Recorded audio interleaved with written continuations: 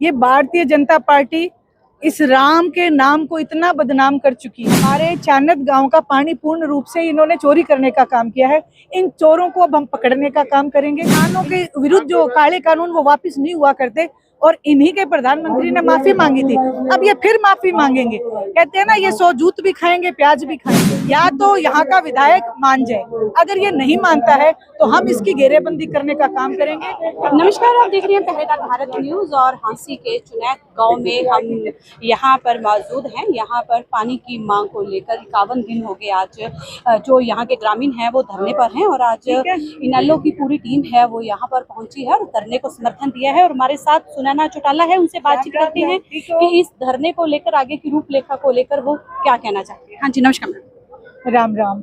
सबसे पहले तो मैं ये कहूंगी कि राम राम मैंने बोला है। ये भारतीय जनता पार्टी इस राम के नाम को इतना बदनाम कर चुकी है कि लोग आज तैयार बैठे। जो इन्होंने चंदा चोरी की, उसके बाद अब पानी चोरी कर रहे हैं। हमारे चानत गांव का पानी पूर्ण रूप से इन्होंने चोरी करने का काम किया है। इन चोरों को अब हम पकड़ने का काम करेंगे। इंडियन नेशनल लोकदल पार्टी के सुप्रीमो अभय सिंह जी चौटाला ने आज ये ऐलान किया है।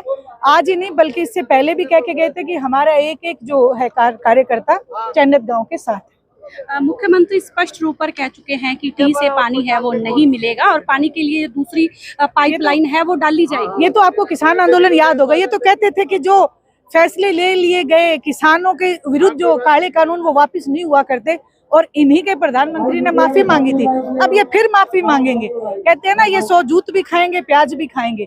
वो काम आज हमारे जो नायब सैनी जी हैं वो करने का काम कर रहे हैं।